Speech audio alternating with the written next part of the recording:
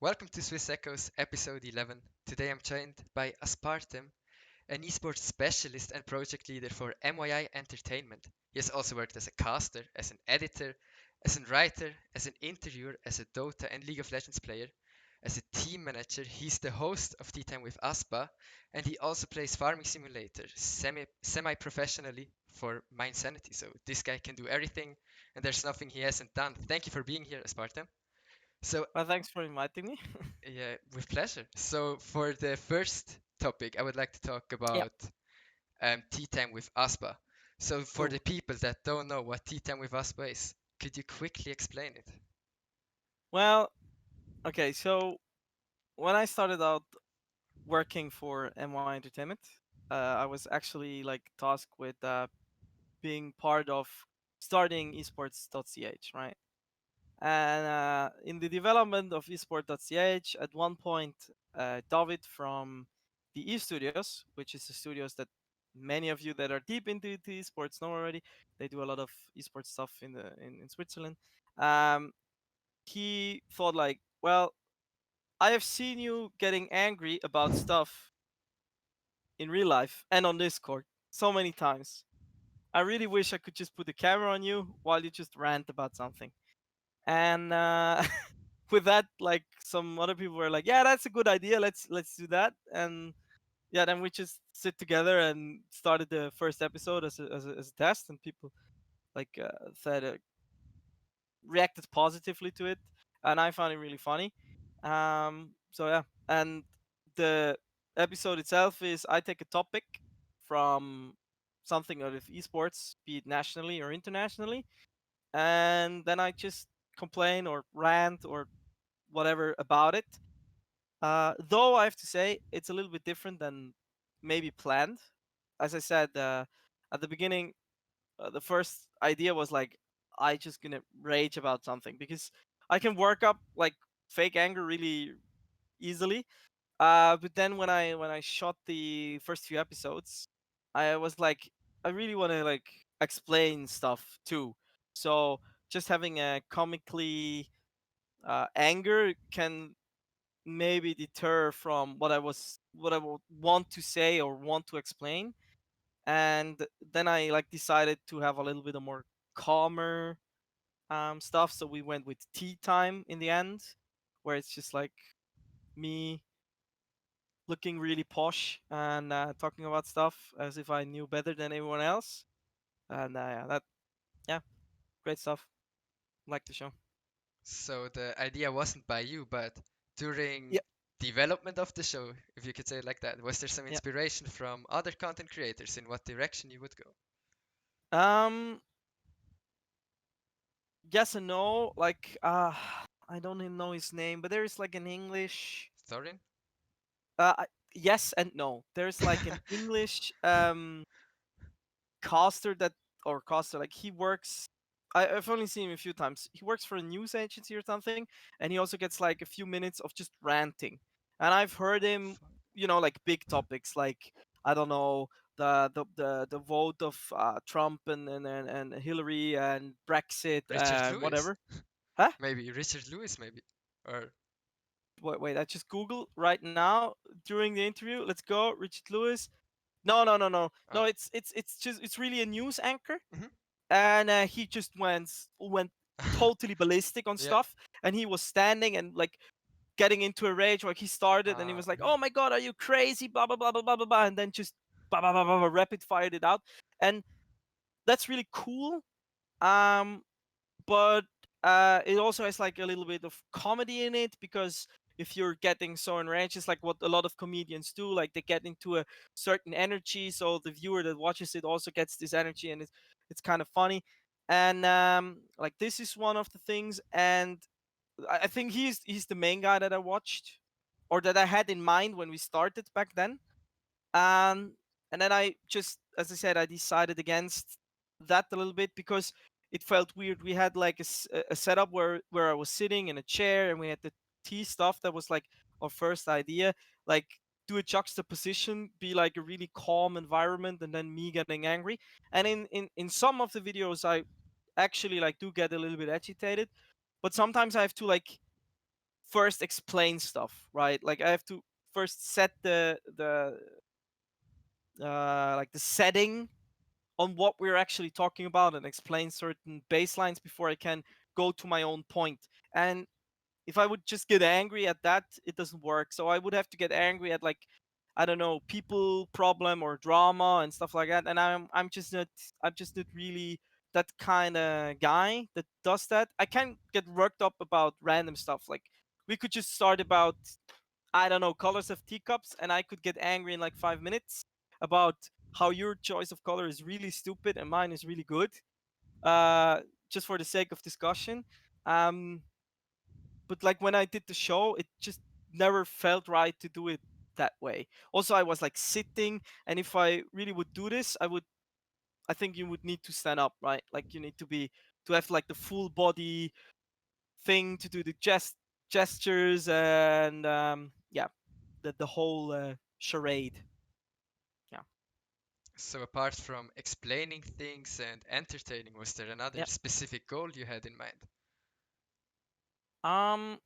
I could imagine you want to lecture the Swiss base, maybe player base. Well, no, not really. Like, I guess like I like to. I have a little how you say it, a spark to like teach people. Mhm. Uh, back when I was a teenager, I was, for example, a football coach for the little guys and stuff like that. So yeah, I enjoy teaching people stuff. Like even when I was back in school, one of the most uh, pleasurable things I still remember is like when we were studying for tests. That me explaining stuff to other students was something I really liked. Uh, but for the tea time, it was also like me having the choice to just maybe take something that the people aren't aware of, or maybe don't even know the details, and I can like put a little spotlight on it and show like uh, what's there, what's bad, what's good, what do I think, what do you think, and yeah, just it's also just like a pleasure, or even I would say a really big privilege to have like just a chance to uh, people giving a damn about what you're saying, and people liked it. So, well, thanks for that. So there are a lot of episodes with a lot of different topics, nationally, Yes. internationally. Is there an episode you prefer, or do you have a favorite episode of Tea Time with Aspa? Um. Well, that's really hard. Um. You know, like whenever I saw interviews of like either like big YouTubers or celebrities, and they were like, "Oh, I don't even remember when I did that or this or whatever." I was like, "How can you not remember?" Like if I think about all the events I did with MII, I can basically remember every event, the struggles we had before. If you now ask me about like what half of the topics were in tea time, I don't remember.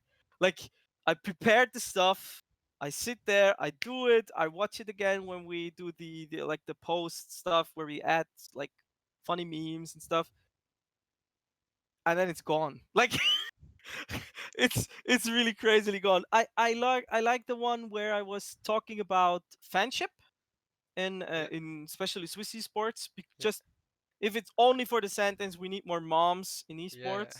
Yeah, like that one was really cool, and I really like the one at the Hero Fest 2000, I think it was 2018, with Remo Blaser from back then Silent Gaming. He was my first guest on the Tea Time with Aspa, and it was just to talk about Swiss esports scene and about the back then like feud, the perceived feud between MYI and Silent and stuff.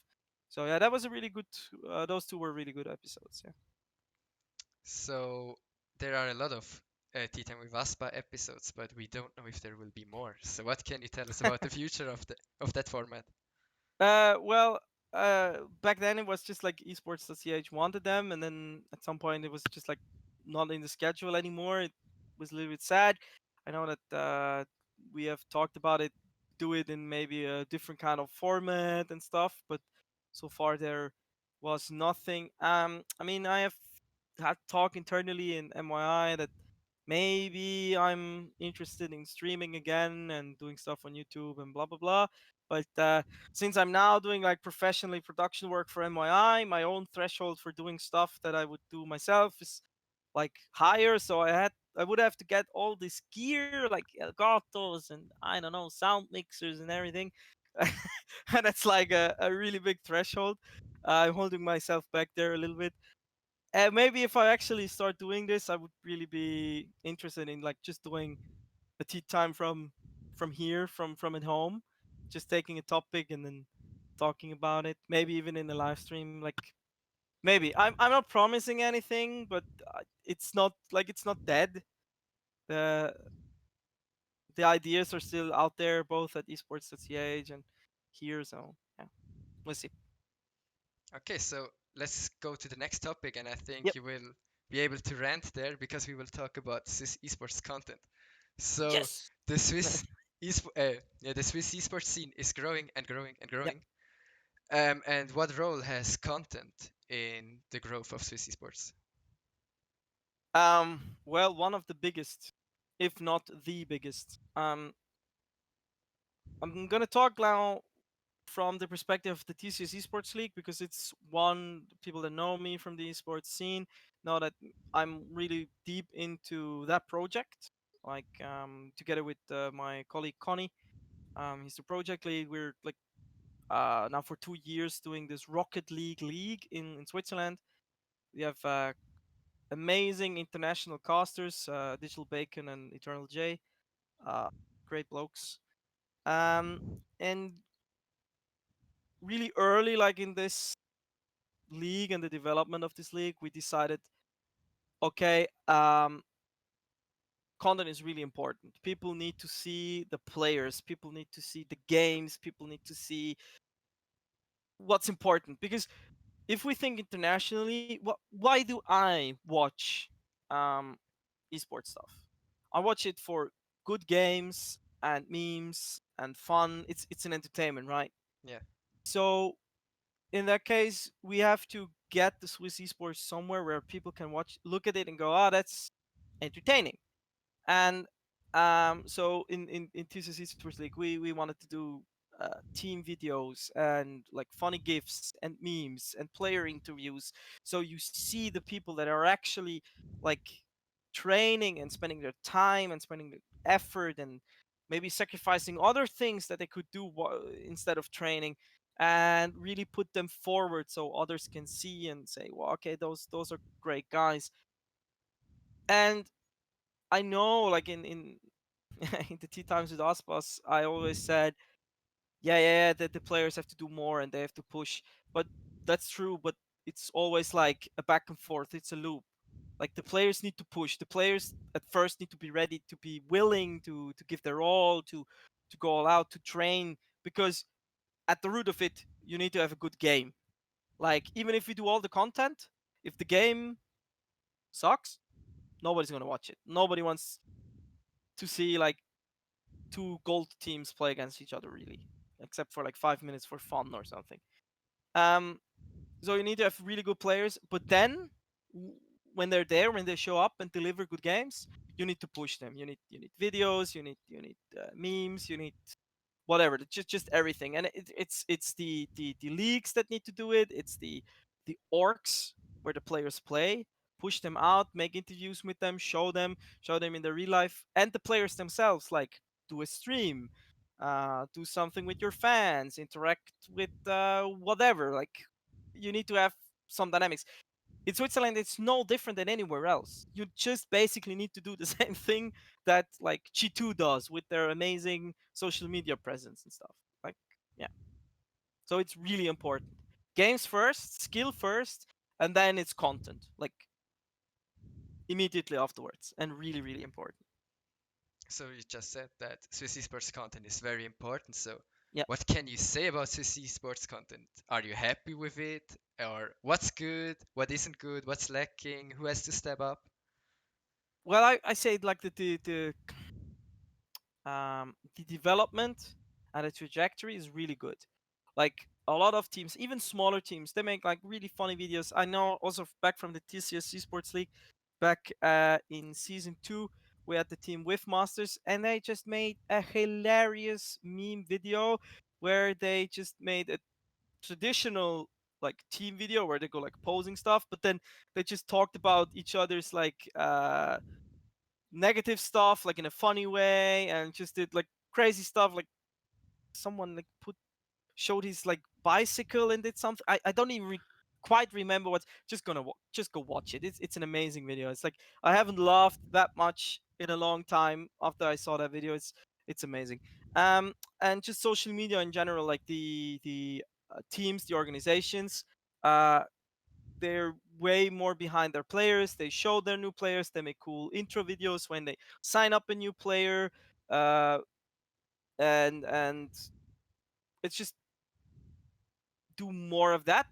It's a development. Like obviously you can't do like super crazy mega productions from just one day to another. It all costs money and time, and like basically nobody in Swiss esports still has money. It's still a lot of like volunteer work, or doing it for really cheap, and doing it because your heart is behind it. And yeah, you just keep on trucking. I mean, uh, there are like so many big companies now investing in this. It's getting more and bigger and bigger. We have RTS, the French television network thing, that is now more and more broadcasting like the tournaments that are in Switzerland on their app. We have the SRF that does that. Like there's so many like new avenues where esports get pushed in Switzerland that we just keep on going. Like trajectory is great. We just gotta keep on doing the same thing. Yeah. So you just said a lot of very positive things. So Yep. would you say there's also negative things? And what are the negative things? If you want to say some. Well, the negative things are the same as usual, right? Like you have individual players that like don't want to be part of that stuff. That are still like sandbagging everyone. That like are not on the positive trade, because in the end, the play it harks back to the players. In the end, people will watch because of good games and the teams, and usually because of the players. You're Yeah, there are like people that are fanatic fan, but like if you're a fanatic fan, you're often a fanatic fan because some players played there and the team performed well and blah blah blah. Yes, if you're I, I rephrase. I think there are more people that are fans of players than of organizations. Like if a really good player, like let's say Faker, or I don't know, Olaf Meister or something like that, switches team, his fans will go to the new team, right? Because they want to see him, because he is really good. You want to, and in his streams, you want to hear his voice. So uh, you need these positive figures, and I think they're propping up more and more in Switzerland, because there is also like a platform where they can be pushed. So the people or the players that are like positive now have like a reason to actually open their mouths and be like a beacon or a role model. And but you still have like the players that are just like toxic and trash talking and blah blah blah, and that's surely the biggest thing. And one thing that we have in Switzerland, like that is like under the cover, is sometimes it's a little bit of jealousy, like oh, when like orgs do certain stuff, like oh, do they take away something from us and blah blah blah. But it's still like, compared to internationally, the Swiss scene is still really small. We have to work together, and all this like, oh my god, maybe I lose out on something and they take all away. It's historically, whenever like people were like panicky about, oh my god, these other guys are really mean to me, it like never like, in the end it never played out that way. Like it was more drama than actual like meat on the bone where bad things happen. So yeah, stay positive and promote the good role models. Is my advice here. So I think we're done with talking about CC Sports content. So I would say let's talk about you at the end now. Yeah. So you did everything, like I mentioned in the intro. So how did that happen? Well, yeah, that's a funny story. Because I when I was really into esports myself, when I really played, I had nothing to do with the Swiss esports scene. That was back in 2009, 2010, long, long time ago. I played when I was really young. That was 15, 16 years ago. I played a lot of Counter Strike, and I played a lot of Unreal Tournament, and I played in like clans and stuff, and we did like clan wars and blah. And then when I started playing Dota, Dota 1, back in the Warcraft 3, I was into it and then transitioned to League and was just pushing it and playing in like the top ranks and stuff. And then I just somehow slid into MYI. Like I just met them. My roommate that was living in this very flat was a player for MYI back then. He played StarCraft and he just said, "Hey, I go to this LAN party and with his friends. They organized this. Come with me, and I just went there, helped like putting up the whole lawn and removing stuff at the end of the lawn. And so I got to know these people, right? And then I just kind of stuck. They I went to the following lawn parties and helped out a little bit. And then they needed someone in their Dota team, and I was still playing Dota 2 at that point. I was like, yeah, sure, let's go. And then when they needed someone in their League of Legends team, they were like, "Oh, you played League of Legends like 2 years ago. You were really good, right? How about you play now?" And I was like, "Guys, I had like a huge break, but sure, let's play League." And then I played League for a little while, and from that I was playing League, and then somebody asked me, "Hey, can you like cast the game?" I was like, yeah, sure, why not? Like, yeah, let's. But basically, the whole story is, yeah, sure, why not? I was like, yeah, sure, why not? I go to the lawn party. Yeah, sure, why not? I play in your team. You want to cast? Sure, I gonna cast your games, no problem. And then at one point, it was 2015 or 16. I was still in uni. Um, the Cedric Schlosser, I'm one of the founders of My Insanity and MYI, was like, hey, during a lawn party, it was like Saturday evening, 12 o'clock. We were probably both had something to drink, pretty likely. And he was like, hey, guy, listen, this week I need somebody that goes with the Heroes of the Storm team to London. They're playing like their European qualifier, and we don't have a manager for them right now. Would you like just to fly everything? It's everything is taken care of. You just have to go. And I was like, yeah, sure, why not? And and yeah, then I become the team manager of their, yeah, I would say professional Heroes of the Storm team. And then they went and actually scored fourth place in the World Championship at the end. And yeah, that was that. That story ended there. Like they didn't keep the team. Um, I was still like friends with the people of MYI, but I wasn't active in the team at that point. I just did some casting by the by, and Cedric was just like, "Yo, by the way, maybe we have some work in the future. We don't know yet. I'll give you a call." And then just, I think half a year later, he was like, "Dude, like it was a summer day, and he was like, dude, can you just start working next week? We have this thing with the group. They want to do esports.ch. How about it?" And then I started working for MYI, and now I'm here. And at MYI, I mean, most of people know it's still a really young company. It's only 3 years old. Now we are growing to 4 years old, and so it's still startup. So it's a lot of like teaching yourself new stuff because you get a new problem. There's a customer, he wants something. You go, yeah, we're gonna make it. We're the guys in esports, so we're gonna find a solution, and then you teach yourself how to do the solution, and then you apply it. So learning is just a part of the daily business. Yeah. So you talked about your past now, but what about Yeah. your current job? I called you an esports specialist and project leader at the beginning of the video. So what's that? What do you do? Yeah. So right now I'm actually not like leading that many projects. I actually don't lead a project right now at the moment. I'm more on the grunt work of the things. Yeah, you need those. Yeah, of course. Um, well, it kind of depends, right? Like we have leagues like the TCS, or we have series like the Red Bull Gaming World online series, where it's just esports tournaments. So you prepare like the really details, like you prepare the rule books and you set up the websites and you do the social media and blah blah blah. And I'm usually on the tournament side. Like I think I've written all the rule books that they're out there for. If it's MY tournament, it's probably my rule book. And I do a lot of the admin work at the actual tournaments.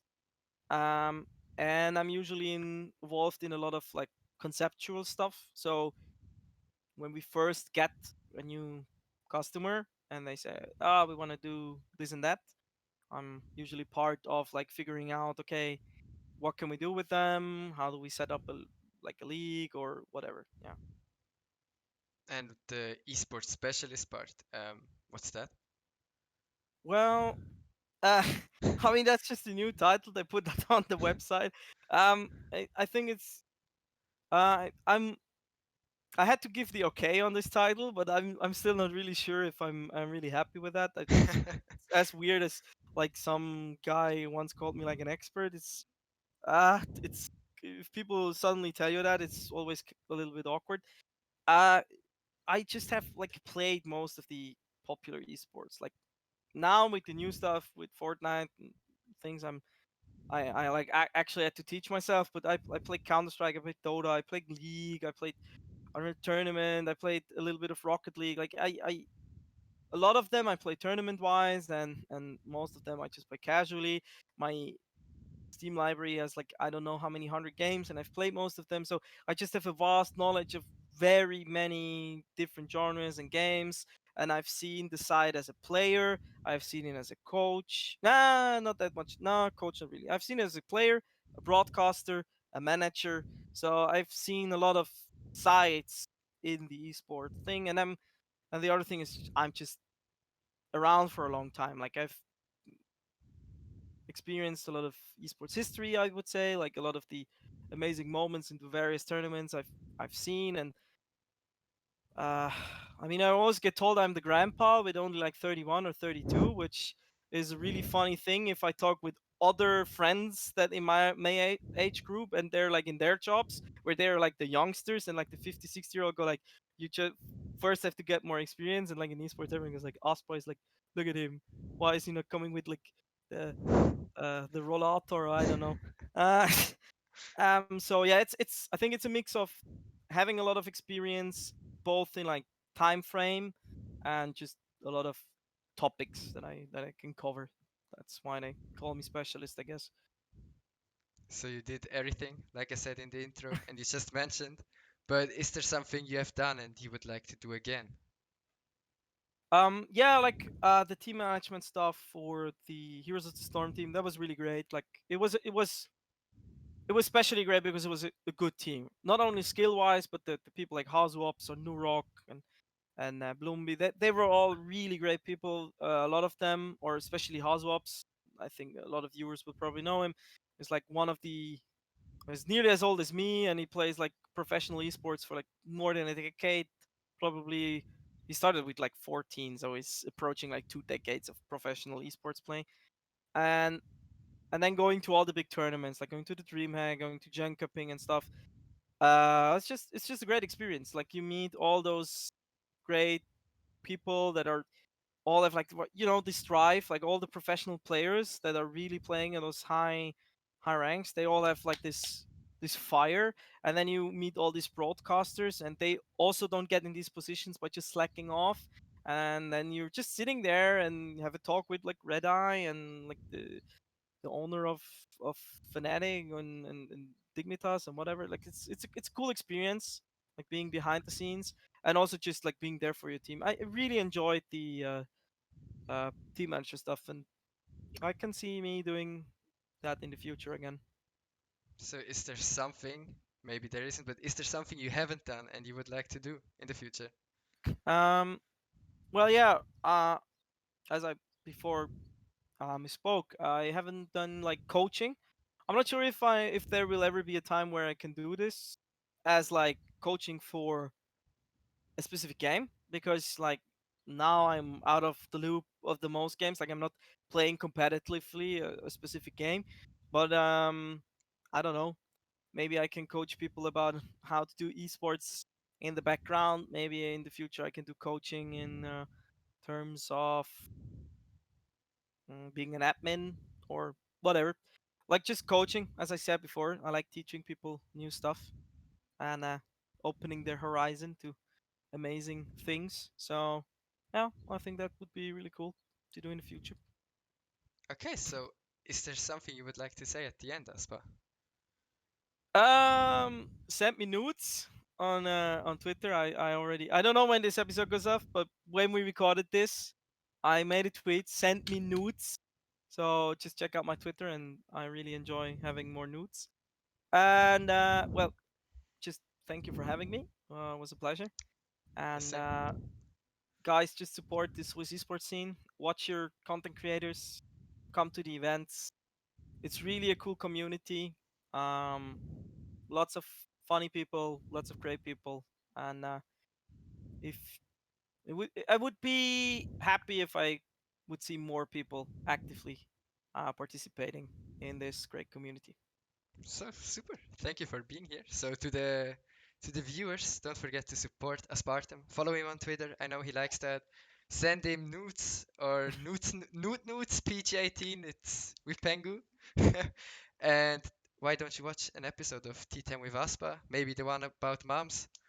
And yeah, if you like this episode of Swiss Echoes and want to see more great Swiss esports content, then don't forget to subscribe to my YouTube channel and follow my Twitter, where my name is also DjamelEsports.